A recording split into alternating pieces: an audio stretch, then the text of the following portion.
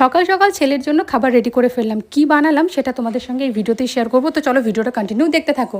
Hello everyone, good morning. সকালবেলা ঘুম থেকে উঠে বিছানাটা গুছিয়ে নিচ্ছিলাম, আর এদিকে আমার ছেলে আমার সঙ্গে আমার কাজ দেখছে, একবার শুয়ে পড়ছে, একবার ঘুরে বেড়াচ্ছে, মানে কি করছে না করছে ধুলোই অন্ধকার।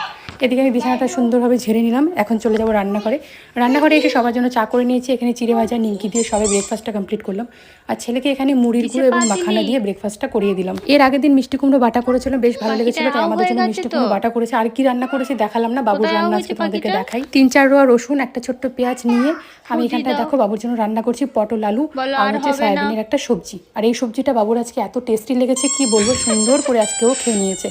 কিভাবে রান্না করলাম সবটা তো তোমাদের সঙ্গে শেয়ারই করছি। আর খুবই অল্প পরিমাণে তেল দিয়ে কিন্তু আমি ওর জন্য রান্না করি। বেশিরভাগ দিনটা কিন্তু ওকে আমাদের সবজিতেই লঙ্কা দেওয়ার আগে ওর সবজিটা তুলে রাখি, কিন্তু আজকে ওকে এক্সট্রা করে বানিয়ে দিলাম। সবার রান্না বান্না তো করে ফেলেছি, এখন ঘরটাকে সুন্দরভাবে মুছে নিলাম, কারণ রান্না করার পর রান্নাঘর